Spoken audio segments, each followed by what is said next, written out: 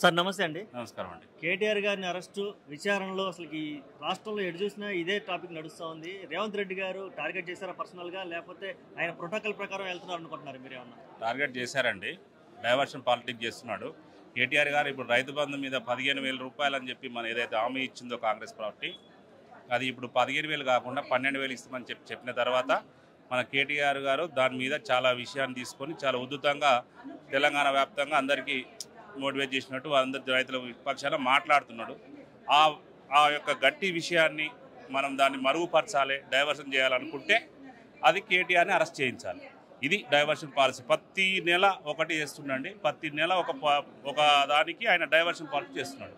ఓసారి అల్లు అర్జున్ అంటాడు, ఓసారి హైడ్రా అంటాడు, ఒకసారి లగచర్లు వేసుకున్నాడు, ఒకసారి కేటీఆర్ గారు వాళ్ళ పార్టీలు చేసుకుంటూ దాన్ని ఏదో రేవు పార్టీలాగా చిత్రీకరించాడు, ఆ రకంగా మార్చాడు. ప్రతి దానికి దేనికైనా సరే దానికి తగ్గట్టుగా ఇంకోటి రెడీ చేసుకుంటున్నాడు. ఎందుకంటే ఆయన పేరు ఎక్కడ ఇది కాకుండా పబ్లిక్లో బదలాం కావద్దనే ఉద్దేశంతో ఏ విషయానికి ఆ విషయాన్ని రెడీగా చేసుకొని డైవర్షన్ పాలిటిక్స్ చేస్తుంది తప్ప ఎలాంటి డెవలప్మెంట్ లేదు. ఉన్న డెవలప్మెంట్ అయిపోయింది. ఎక్కడ కూడా రైతులు ఊర్లలో వెళ్తే ఇప్పుడు రైతులు చెప్తారు, మేము చెప్పాల్సిన అవసరమే లేదు. ప్రతి ఒక్క రైతు ఎట్లా ఉన్నాడంటే అసలు ఈ కాంగ్రెస్ పార్టీని ఎందుకు గెలిపించామా అని చెప్పి తలకాయ కొట్టుకుంటున్నారు. ఏ రైతుకు కూడా ఈరోజు పెట్టుబడి సాయం అందట్లేదండి. ఎవరు చేశాడు ఈయన రైతు రుణమాఫీ? ఎంతమంది చేశాడు? ఏ ఊర్లో పోయినా కొంతమంది మాత్రమే రుణమాఫీ చేశాడు. ఈ 138,000 కోట్ల అప్పు ఇప్పటికే చేసేసాడు ఆల్రెడీ. అంటే ఇంకెంత అప్పు చేస్తాడో తెలియదు, ఏం చేస్తాడో తెలియదు. ఆయనకు అసలు అవగాహన లేదు. ఇంత ముందుకు ఎక్కడ కూడా మంత్రి చేసే పాపాన పోలేదు. ఒకేసారి ముఖ్యమంత్రి కావడం వల్ల ఆయనకు పరిపాలించడం సరిగా రావడం లేదు. ఎంతసేపు పాలిటిక్స్ డైవర్షన్ పాలిటిక్స్ చేస్తున్నారు తప్ప ఇంకోటి అయితే రావడం లేదు.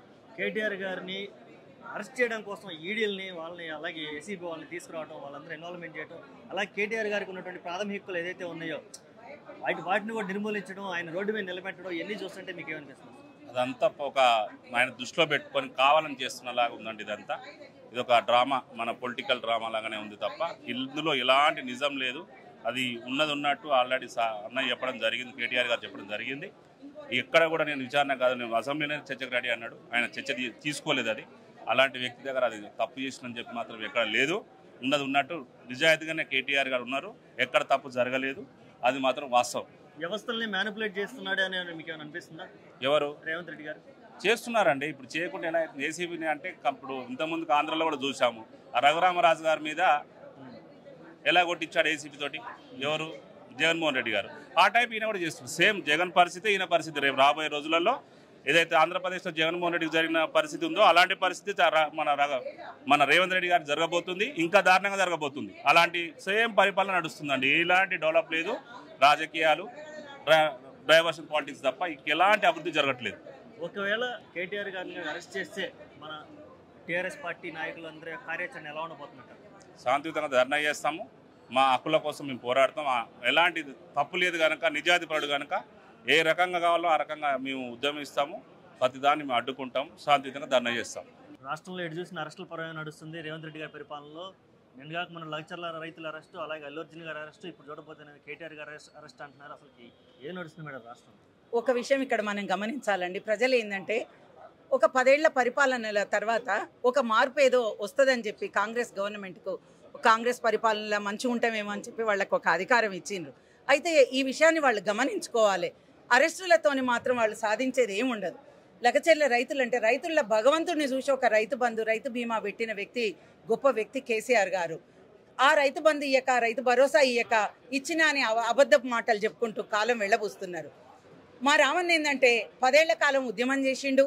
ఆ తర్వాత 10 ఏళ్ళు ఇవాళ మినిస్టర్గా సాంకేతిక రంగాన్ని ముందుకు తీసుకుపోయిండు. ఈ ప్రతిపక్ష నాయకుడు కూడా వాళ్ళను అనుక్షణం దుయ్యబడుతున్నాడు. అంటే 420 హామీలే కానివ్వండి, 6 గ్యారెంటీలే కానివ్వండి, వీటన్నిటి అమలు ఎందుకు చేయట్లేదని అనుక్షణం వాళ్లకు గుండెల్లో నిద్రపోతున్నాడు. వాటన్నిటిని తట్టుకోలేక ఒక కక్ష సాధింపు చర్యగా మాత్రమే ఇవాళ ఏసీబీ విచారణను కొనసాగిస్తున్నారని తెలియజేస్తున్నాను నేను. కేటీఆర్ గారికి ఉన్నటువంటి ప్రాథమిక హక్కులను కూడా కాలు రాసేటువంటి పరిస్థితి మనకి ఇప్పుడు మనం చూస్తూ ఉన్నాం. అంటే ఏంటి వ్యక్తిగత హక్కులను కూడా కాలు రాసేంత రేవంత్ రెడ్డి గారు నిర్ణయాలు తీసుకొని టార్గెట్ చేయడానికి కారణం ఏమి ఉంటుంది?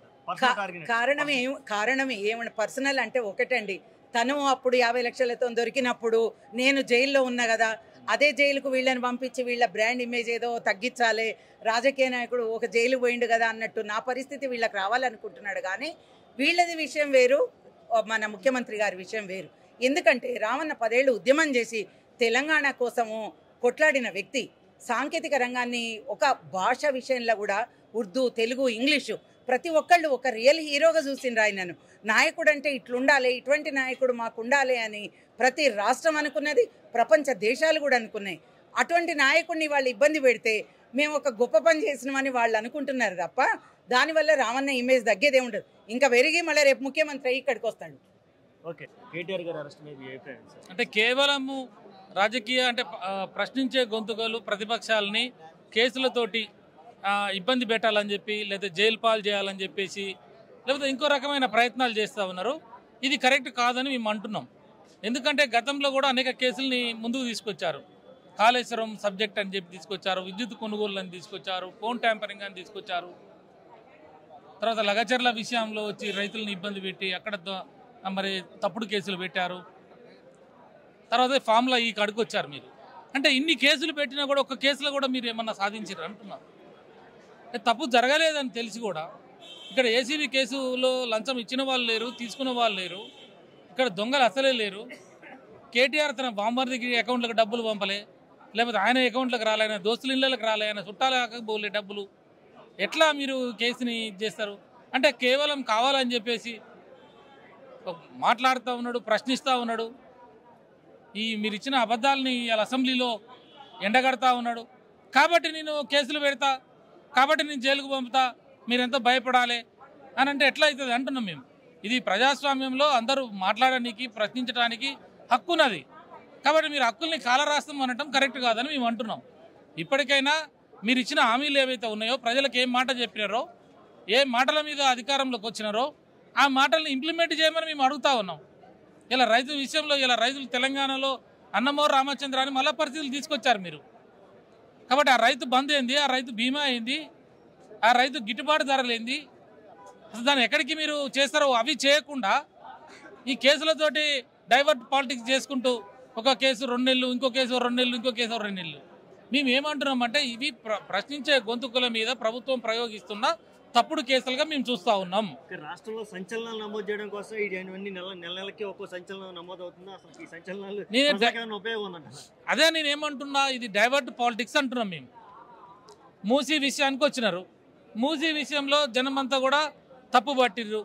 అక్కడ ఎస్సీలు, ఎస్టీలు, బీసీల ఇండ్లను గూలగొడుతున్నాం అని చెప్పి అది మొత్తం వాళ్ళందరూ రోడ్ల మీదకి వచ్చి ఏడ్చి, చిన్నపిల్లలు పుస్తకాలు తీసుకుంటున్నా కూడా అవకాశం ఇవ్వకుండా ఇండ్లు గూలగొట్టి కొంతమంది చచ్చిపోయి, అరే మూసీ ఎందుకు రాబోయి ఆ పేదోళ్ళ ఇండ్లు ఎందుకు కూలగొడుతున్నారని రాష్ట్రం అంతా కూడా ఆలోచించారు. ఒక హైదరాబాద్లో మూసీ తీసేస్తే హైదరాబాద్ పరిమితి కాలే అంశం. రాష్ట్ర ప్రజలందరూ కూడా పేదవాడి ఇండ్లు ఎందుకు కూలగొడుతుంది ప్రభుత్వం, ఈయన తప్పు చేస్తున్నారు ముఖ్యమంత్రి గారు, ఇది మంచి పద్ధతి కాదని చర్చ జరుగుతున్న సందర్భంలో మళ్ళీ ఒక కేసు తీసుకొస్తాడు. అప్పుడు లగచర్ల అన్నాడు, లగచర్లలో పోయి మళ్ళీ అక్కడ గిరిజనుల భూములు, దళిత భూములు, అది ఇంకా పెద్ద విస్ఫోటనలాగా వెళ్ళిపోయింది. దళితులు, గిరిజనులు, బీసీలు మళ్ళీ వ్యతిరేకం అయిపోయారు.